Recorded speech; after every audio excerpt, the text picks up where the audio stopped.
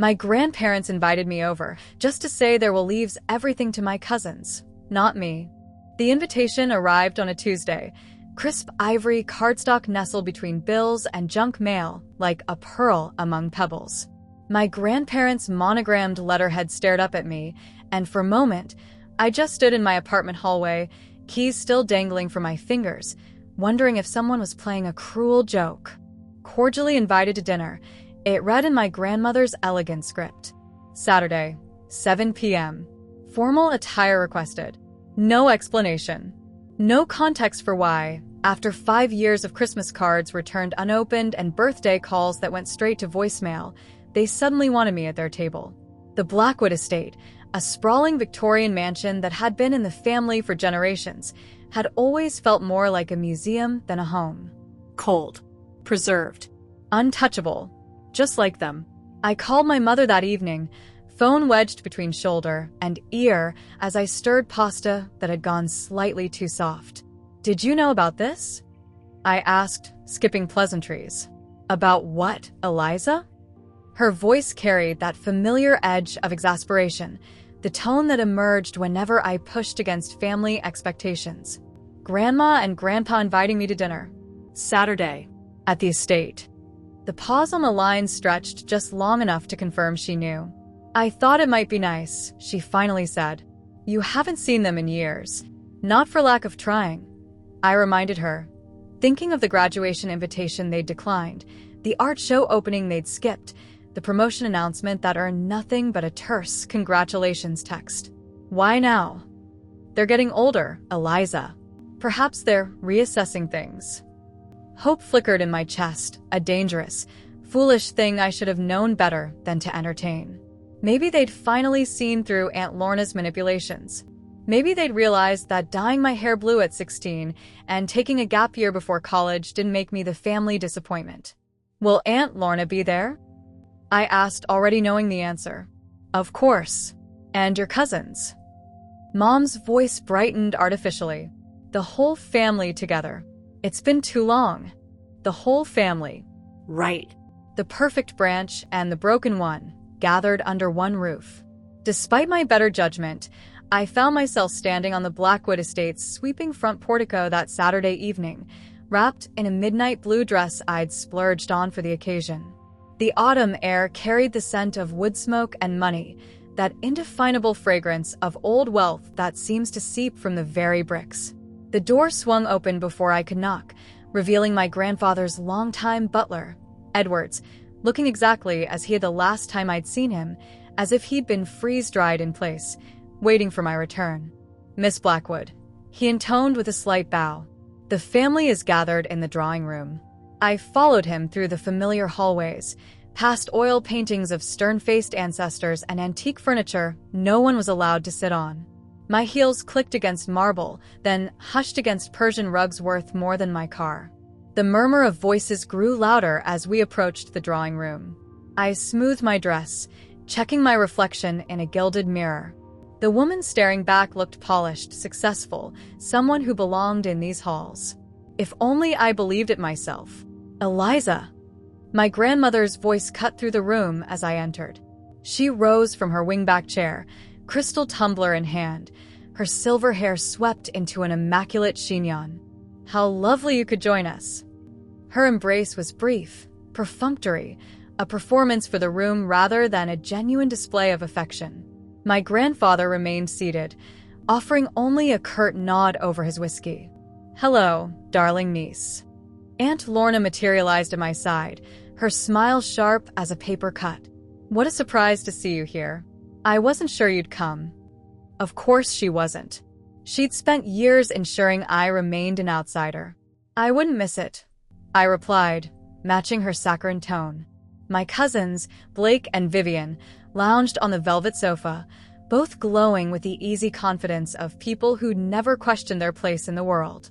Blake, with his carefully tousled hair and tailored blazer, raised his champagne flute in mock salute. Vivian barely looked up from her phone. "Dinner is served," Edwards announced, saving me from further small talk. We processed to the dining room like a funeral march. I was seated at the far end of the table, as far from my grandparents as physically possible while still sharing the same mahogany expanse. The symbolism wasn't lost on me. Conversation flowed around me like water around a stone. My mother made valiant attempts to include me, asking about my work in tech consulting. Each time I began to answer, Aunt Lorna would smoothly intercept. "Did you hear about Blake's promotion? Youngest vice president in the company's history. Vivian's been approached about joining the symphony board." Following in her grandmother's footsteps, of course. By the time dessert arrived, a raspberry pavlova, I couldn't taste past the knot in my throat. I was mentally calculating how soon I could politely leave. That's when my grandfather cleared his throat. "Now that we're all here," he began, setting down his napkin with deliberate precision, "there's a matter of business to discuss." The room quieted. Even Vivian tucked away her phone. "Your grandmother and I have finalized our will," he continued, his voice matter-of-fact, as if discussing the weather. "We wanted to inform you all in person of our decisions regarding the estate and family holdings." I froze, fork suspended midair. This was why I'd been invited. Not reconciliation. Not forgiveness. Business. The Blackwood estate, along with all associated assets, investments, and the controlling interest in Blackwood Industries, will pass to Blake and Vivian upon our passing. The words hung in the air. My cousins exchanged smug glances. "We believe they have demonstrated the commitment and judgment necessary to shepherd the family legacy forward," my grandmother added, her gaze never quite meeting mine. Aunt Lorna reached over to squeeze my mother's hand in false sympathy. But beneath that gesture, I caught the flash of triumph in her eyes as she glanced my way. "Of course," my grandfather continued, "provisions have been made for your mother, Eliza." A pause. "As for you, we've set aside a small stipend. Edwards will provide the details." A stipend? Like I was a distant relative they barely remembered, not their flesh and blood. "I understand," I said, my voice steadier than I felt. "Thank you for telling me directly." The silence that followed was deafening. What more was there to say? They'd summoned me here, specifically to tell me I wasn't worthy of my inheritance. To my face. Over pavlova. As coffee was served, I caught Aunt Lorna watching me, a smile playing at the corners of her mouth. She'd won. Whatever campaign she'd waged against me all these years had culminated in this moment. But something in her satisfied expression ignited a spark in me, not just hurt or resignation, but anger. White-hot and clarifying. This wasn't just about money. This was about erasing me from the family narrative entirely. And as I sipped bitter coffee I didn't want, I made a silent promise to myself. This wouldn't be the last they'd hear from me. Not by a long shot. I didn't cry until I reached my car, parked deliberately at the far end of the curved driveway where the security cameras didn't reach. The tears came hot and fast, blurring my vision as I fumbled with my keys. Not tears of sadness, tears of pure, undiluted rage. How had it come to this? I gripped the steering wheel, forcing myself to breathe. The pieces were there, scattered throughout my life, but I'd never assembled them into the complete picture. Until now, driving home through rain-slicked streets, memories surfaced like debris after a flood. Each recollection clicked into place, forming a mosaic of manipulation so intricate it took my breath away. It started when I was 16. The blue hair incident. What my peers saw as mild rebellion, Aunt Lorna transformed into evidence of a troubled phase. I'd overheard her at Thanksgiving that year, voice low and concerned as she spoke to my grandparents in the kitchen. "I'm just worried about Eliza. These outbursts, first the hair, then staying out past curfew. Rebecca is too close to see it, but there are warning signs of dangerous behavior." At the time, I'd rolled my eyes and walked away. But now I realized that was the first thread in her web. When I'd chosen a gap year to work with a tech startup before college, she'd spun it as running away from responsibility. My decision to attend a state school on scholarship rather than the private university my cousins attended became rejecting family tradition. My refusal to work for the family business was turning her back on her heritage. Every choice I made, Aunt Lorna reframed for my grandparents' consumption. I pulled into my apartment complex and sat in the darkness, rain drumming on the roof. The most insidious part was how she'd isolated me from potential allies. My own parents had been neutralized years ago, my father too busy with his medical practice to notice family drama, my mother too afraid of confrontation to challenge her domineering sister. My phone buzzed. Mom. Are you okay, honey? You left so suddenly. I almost laughed. I'm fine. Just needed some air after being told I'm essentially cut out of the family. Don't be dramatic, Eliza. There's still the stipend and... A stipend? I repeated flatly. While Blake and Vivian get everything. Do you even care? Of course I care. But your grandparents have their reasons. Reasons fed to them by Aunt Lorna for the past decade. The words burst out before I could stop them. Can't you see what she's done? She's systematically turned them against me. The silence that followed told me everything. She wouldn't, or couldn't, acknowledge the truth. Maybe if you'd made different choices, she began tentatively. Different choices? I echoed. Like what? Being born her child instead of yours. That's not fair, Eliza. None of this is fair. I snapped, then took a breath. Fighting with Mom wouldn't help. She was a victim of Lorna's manipulations too, in her way. I need to go. I'll call you tomorrow. I hung up and trudged up to my apartment, kicking off my heels the moment I crossed the threshold. The dress, the stupid, expensive dress I'd bought to impress people who'd already decided I wasn't worth including, followed, crumpled on the bathroom floor as I stepped into a scalding shower. Under the pounding water, clarity emerged. This wasn't just about inheritance. This was about legacy, about who was deemed worthy of carrying the Blackwood name forward. Aunt Lorna had never forgiven my mother for marrying beneath her station to a doctor without a prestigious family name. And by extension, I, the product of that marriage, was tainted. I'd never be good enough in her eyes. Not because of anything I'd done, but because of who I was. The realization should have crushed me. Instead, it freed me. 3 days later, I called in sick to work and drove back to the estate. Not to confront anyone, to observe. I parked on a side road and walked the perimeter of the property, finding the old groundskeeper's shed I used to hide in as a child. From there, I could see the back terrace where Aunt Lorna took her morning tea. Sure enough, at precisely 10 a.m., she emerged with Blake and Vivian in tow. I slipped my phone from my pocket and opened the recording app, then crept closer, staying hidden behind the carefully manicured hedges. Brilliantly executed, Mother, Blake was saying, his voice carrying in the morning air. The look on her face when Grandfather made the announcement, priceless. Vivian laughed, a tinkling sound like breaking glass. Did you see how she tried to pretend it didn't bother her? So pathetic. Now, children, Aunt Lorna chided, but I could hear the smile in her voice. We shouldn't gloat. It's simply justice. I've spent years making sure your grandparents understood where their legacy truly belongs. Finally, sealing the deal with the will was a masterstroke, Blake continued. What did you tell them to push it over the edge? A pause. The clink of a teacup being set down. I simply reminded them of Eliza's erratic history. The rebellious phase, the company she keeps, her unstable career choices. Contrasted, of course, with your steady commitment to family values.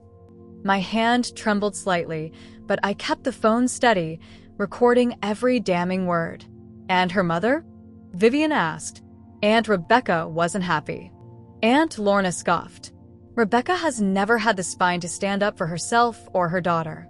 She'll accept it, just as she's accepted everything else.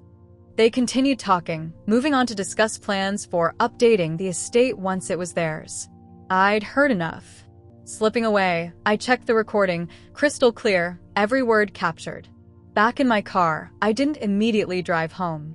I sat there, the phone with its incriminating evidence clutched in my hand, and felt something shift inside me. The hurt was still there, but beneath it, something harder was forming, determination. I'd spent years trying to win approval from people who had already decided I wasn't worthy of it.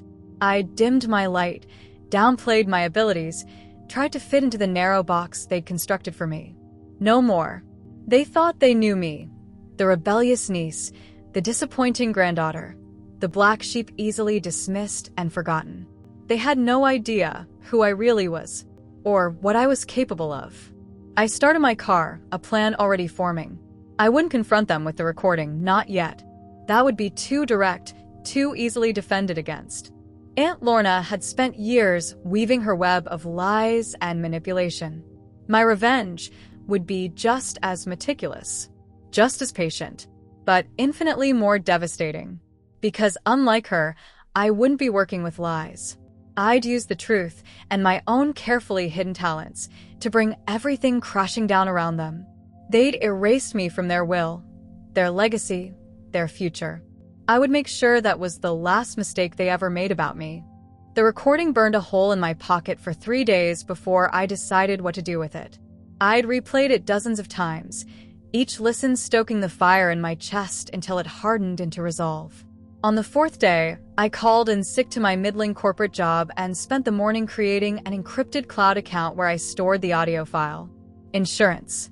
Then I did something I'd been contemplating for years, but never had the courage to pursue.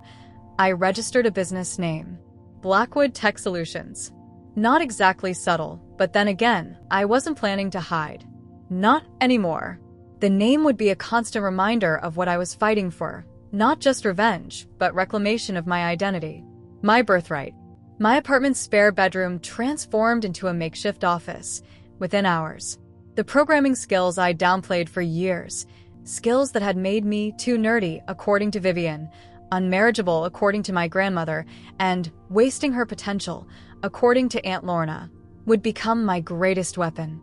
I'd already built a reputation in certain circles for my ability to develop custom software solutions that larger firms couldn't match. What Aunt Lorna had belittled as playing with computers was about to become the foundation of my empire. That night, I made a list of every family connection I'd carefully maintained despite being ostracized. Cousin Thomas, who'd been similarly sidelined for choosing art over business. Uncle Peter, my father's brother, who'd always been kind to me and happened to sit on the board of a venture capital firm.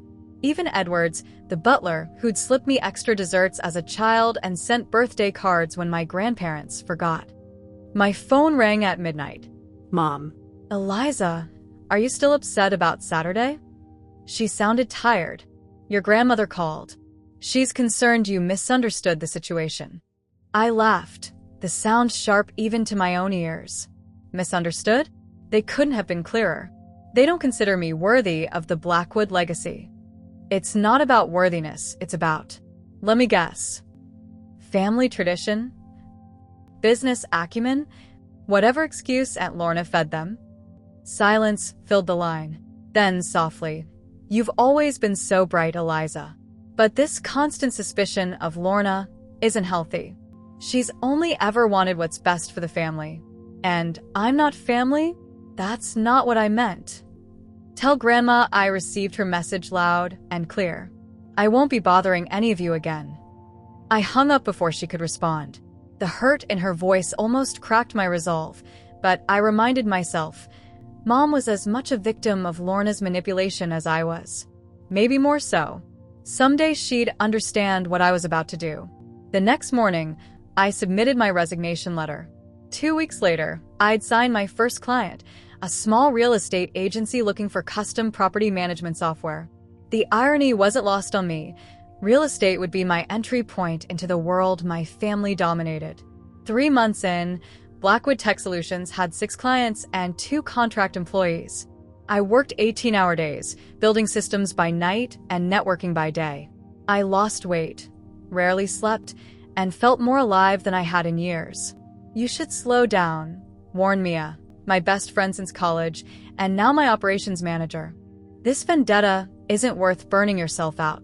It's not just about revenge, I insisted, though we both knew that wasn't entirely true.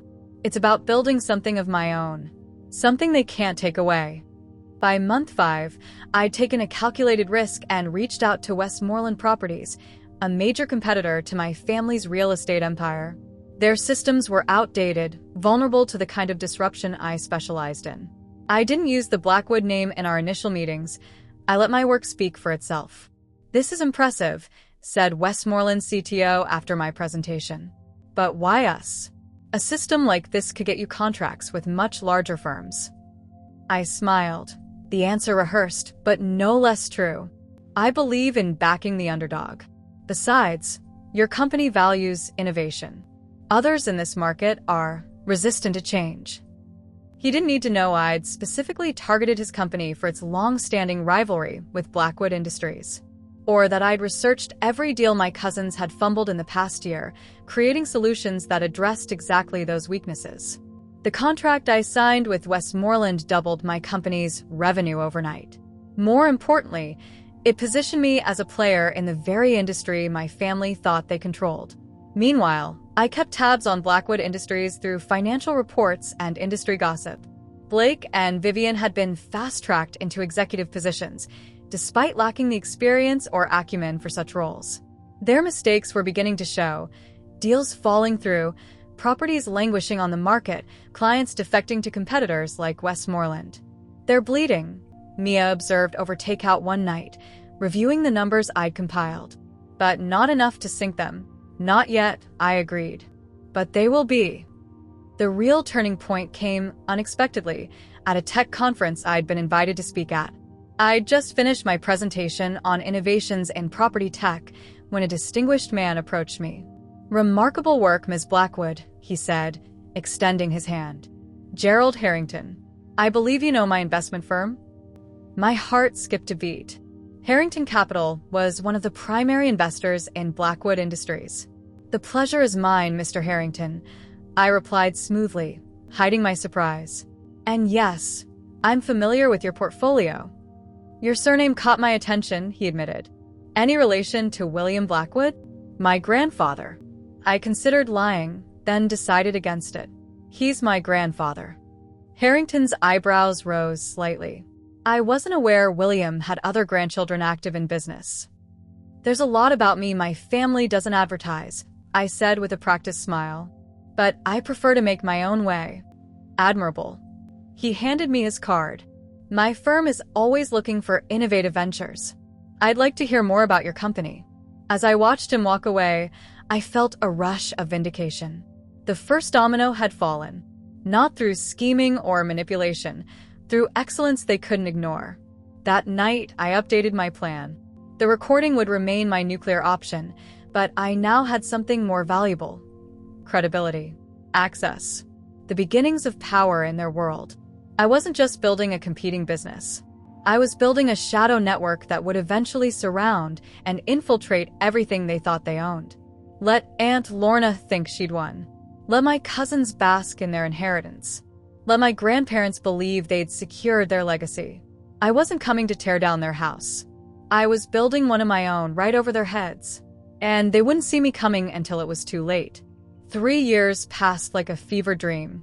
Blackwood Tech Solutions expanded from a spare bedroom operation to offices occupying the 15th floor of a downtown high-rise.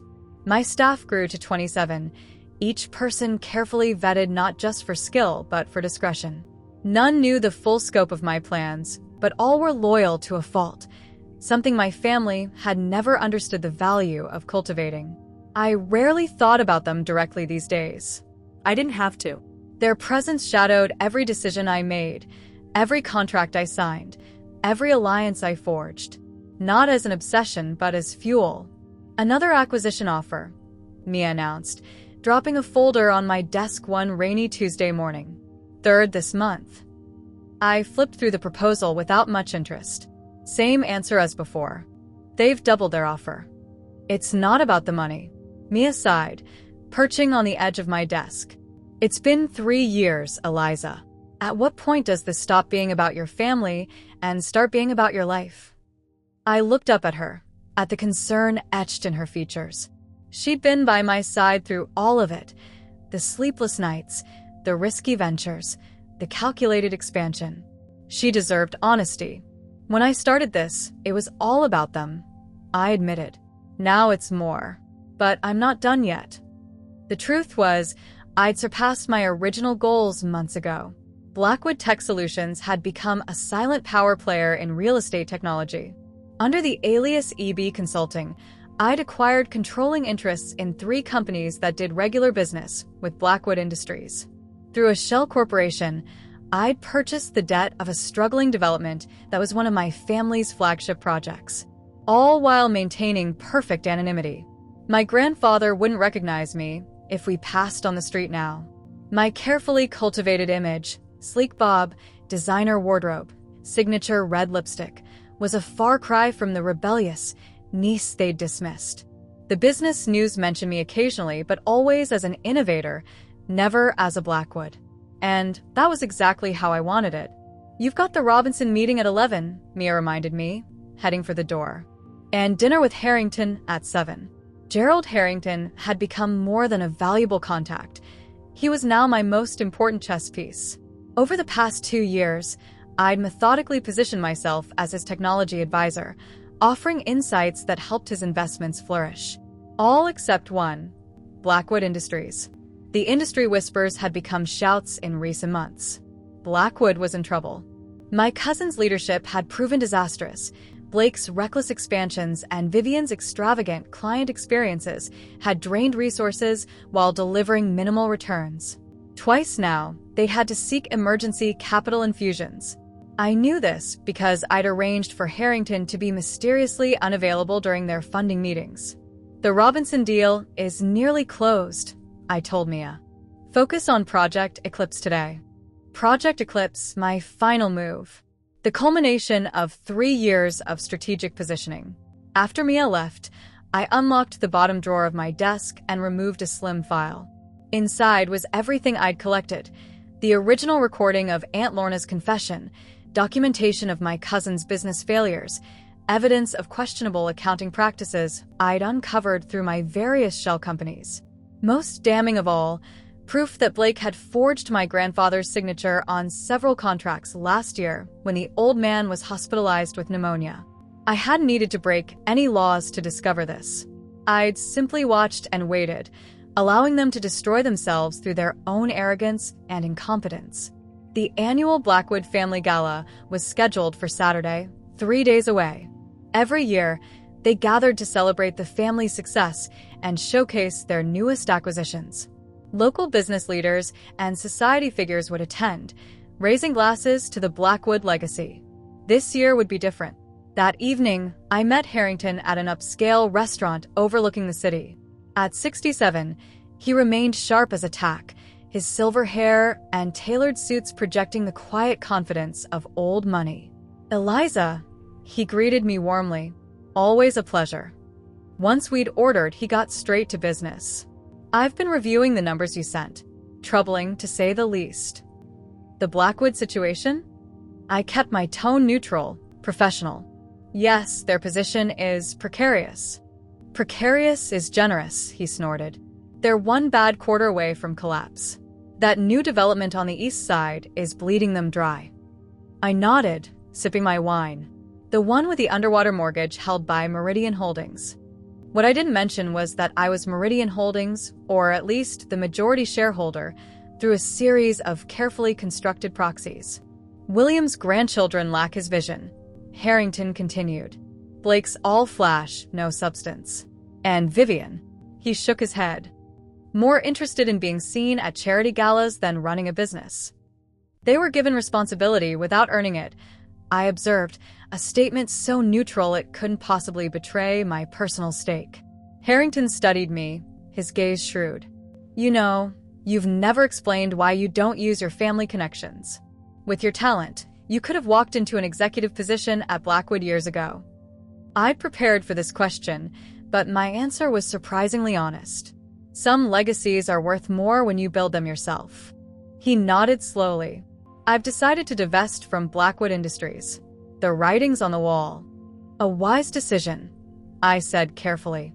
"Their upcoming showcase at the gala won't change the fundamentals." "Will you be attending?" he asked casually. I smiled. "I wasn't invited." "Attend as my guest," he suggested. "I'd value your assessment of their latest innovations." The final piece falling into place. I accepted with practiced reluctance, as if doing him a favor.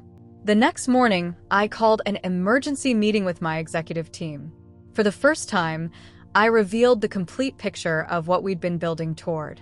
"By this time next week," I concluded, We will control the majority of Blackwood Industries' debt, their primary mortgage holder, and 3 of their essential technology partners.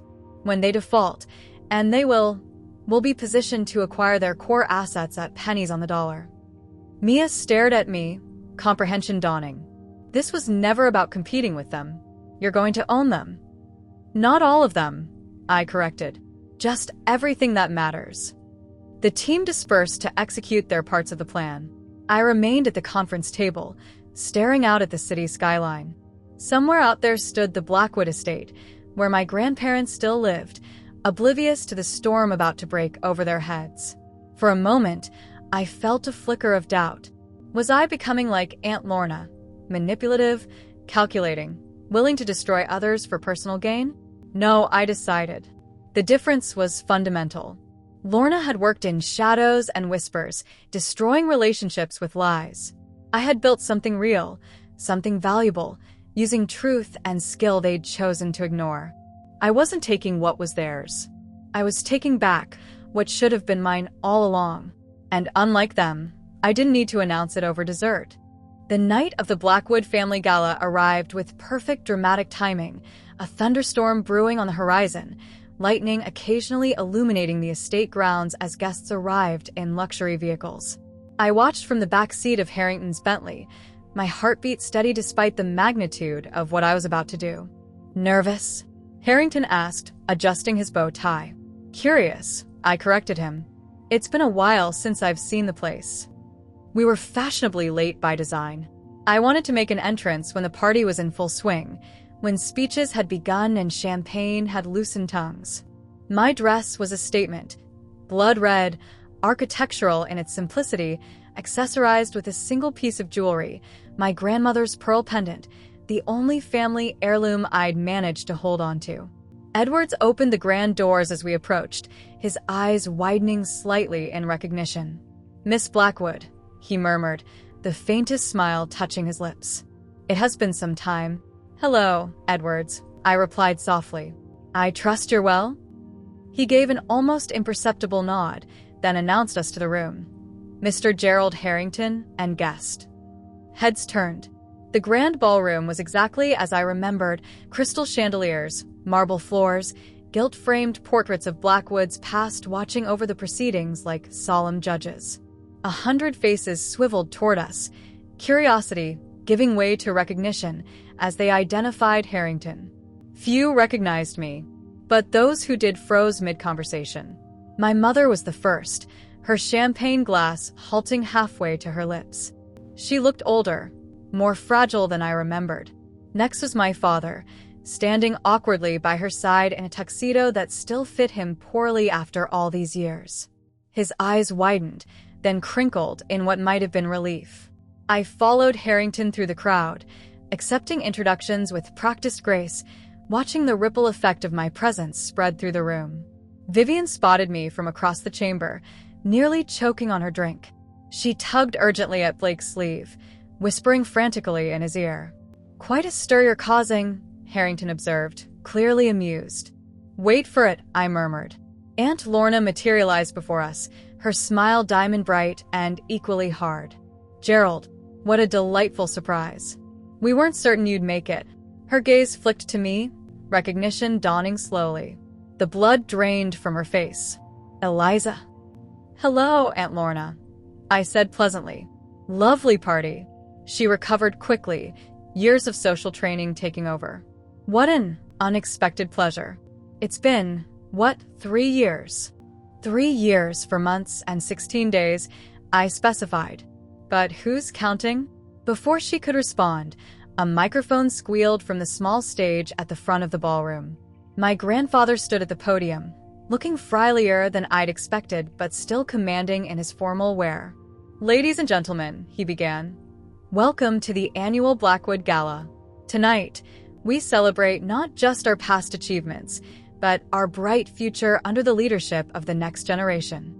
Blake and Vivian joined him on stage, preening like peacocks.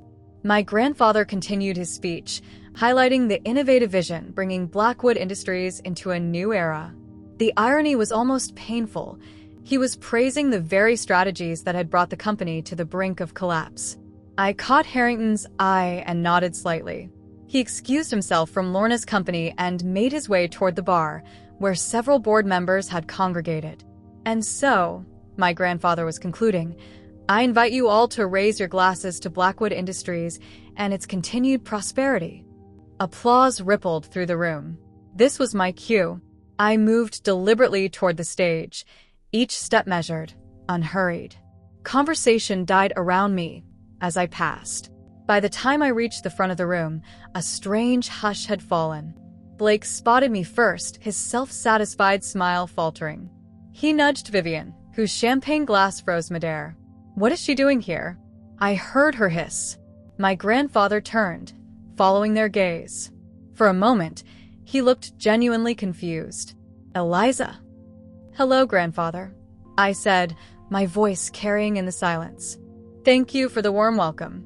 I hope you don't mind if I say a few words." Before anyone could object, I ascended the 3 steps to the stage. Up close, I could see the lines of strain around my grandfather's eyes, the subtle tremor in his hands. He looked uncertain, off balance. Good. For those who don't know me, I began addressing the crowd. "I'm Eliza Blackwood, William's other grandchild." I smiled thinly, the one not mentioned in tonight's speeches. A uncomfortable murmur rippled through the audience. From the corner of my eye, I saw Aunt Lorna starting toward the stage, only to be intercepted by Harrington, who engaged her in what appeared to be urgent conversation. 3 years ago, I sat at my grandparents' dinner table and was informed that I wasn't worthy of the Blackwood legacy. I continued, my voice steady, that the family business and estate would pass to my cousins, who had demonstrated the necessary commitment. Blake moved toward me, his expression thunderous. "This isn't the time or place." "Actually, it's exactly the right time." I cut him off smoothly. "Because tonight isn't just a celebration of Blackwood Industries. It's a changing of the guard." I turned to face my grandfather directly. "You taught me an important lesson that night, grandfather. You showed me that legacy isn't given, it's taken." From my clutch, I removed a folded document and held it up. As of 4 o'clock today, Meridian Holdings acquired controlling interest in the East Side Development Mortgage from First National Bank. As the new majority stakeholder, we've conducted a thorough audit and found several concerning irregularities. Blake's face went ashen. That development was his pet project, the one he'd leveraged to dangerous levels. Additionally, I continued relentlessly, EB Consulting has acquired majority shares in 3 of Blackwood Industries' technology partners. I paused. I should clarify, I am EB Consulting. The silence in the room was absolute now. Even the servers had stopped circulating. "What does this mean?" my grandfather asked, his voice suddenly old. "It means," I said quietly, "that when Blackwood Industries defaults on its loans next quarter, which financial projections indicate is inevitable, I will control what happens next." Vivian made a choked sound. Aunt Lorna had gone perfectly still, her face a mask of horror. "You can't do this," Blake sputtered. You're bluffing." I smiled. "Mr. Harrington, would you care to comment on Blackwood Industries' financial outlook?" All eyes turned to Harrington, who raised his glass in my direction. "I've divested all holdings in Blackwood as of this morning," he announced. On Ms. Blackwood's advice. Her analysis was compelling. The room erupted in whispers. My grandmother had appeared from somewhere, clutching my grandfather's arm, her expression unreadable. "Why?" she asked simply, her voice cutting through the noise. I met her gaze directly. "Because you taught me that I didn't matter, that I wasn't part of this family story." I gestured around the opulent room. "So I wrote my own." I stepped back from the microphone, my piece said. As I descended the stairs, movement returned to the frozen tableau. People began talking urgently in small groups. Several approached Harrington. Others edged toward the exits, sensing the implosion of a dynasty. Aunt Lorna blocked my path to the door, her composure finally cracking. "You vindictive little..." "Careful, Aunt Lorna," I interrupted softly. "I have an excellent memory, and recordings to match." The color drained from her face. She knew exactly what I meant. As I walked past her, I added in a whisper. You spent years ensuring I'd have nothing. I spent 3 making sure you'd lose everything. The difference? I did it honestly. I didn't look back as I exited through the grand doors into the storm-swept night. Rain pelted down, washing away tears I hadn't realized I was shedding, not of sorrow, but of release.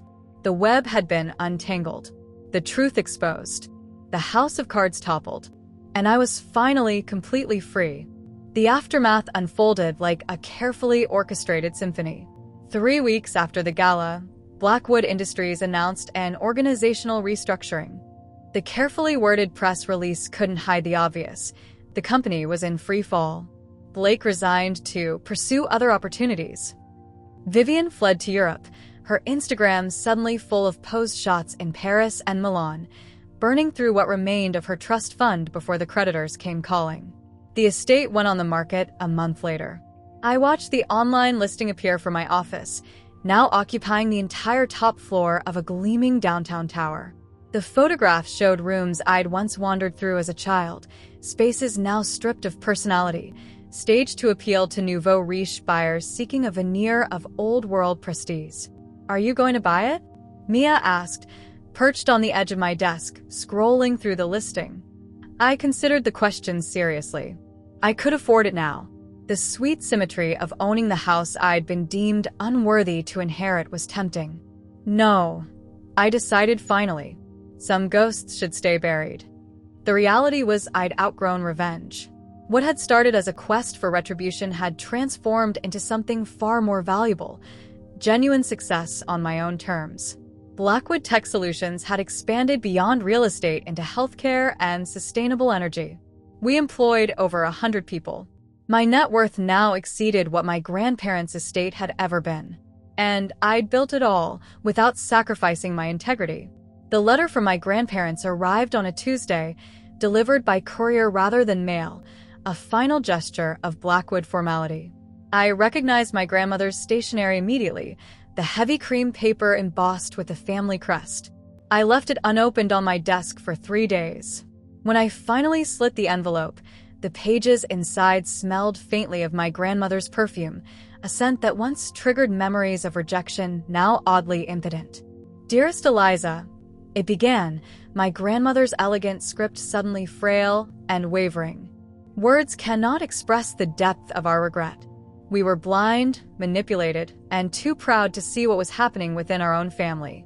Lorna's influence poisoned us against you, but we bear the ultimate responsibility for our failure to see your worth. I paused, surprised by the directness of the admission. My grandparents had never been ones to acknowledge mistakes. Your grandfather's health has declined rapidly since the gala. The doctors say the stress accelerated his condition. We've moved to the lake house, the only property not tied to the business. Your mother visits daily. She misses you terribly. A pang of guilt pierced my satisfaction. My parents had been collateral damage in this war, particularly my mother, caught between loyalty to her daughter and her sister. We've watched your success from afar, seen your name rise in business circles, where ours has fallen. You've proven yourself a true Blackwood, more so than those we foolishly favored. The legacy we thought we were protecting, you have built anew. The letter continued with details of their diminished circumstances, not as a plea for help but as context for their final request. We ask not for forgiveness, which we have no right to expect, but for a chance to know the remarkable woman you've become. If you are willing, we would be honored to have you visit us at the lake house. On your terms, at your convenience. It was signed by both, my grandfather's signature notably shakier than my grandmother's. I folded the letter carefully and returned it to its envelope. No tears came, no surge of vindication or bitterness. Just a hollow recognition that their approval, once so desperately sought, now meant little. I never responded, not out of cruelty, but because some bridges, once burned, should remain ashes. Some relationships are healthier as memories than ongoing wounds. Instead, I reconnected with my parents on neutral territory, lunch at a cafe downtown, then dinner at my place. Careful conversations that rebuilt trust incrementally. My mother eventually confessed that Lorna had manipulated her for years, exploiting her insecurities and desire to remain in their parents' good graces. "I should have protected you," she admitted, her eyes welling with tears. "Instead, I tried to make you fit into their expectations." "We both got caught in her web," I told her, finding forgiveness easier than I'd anticipated. "But we're free now." As for Aunt Lorna, she disappeared from public life entirely. Rumors placed her in a modest condo in Arizona, living off whatever she'd managed to squirrel away before the collapse. I never sought confirmation. She occupied less and less space in my thoughts as months passed.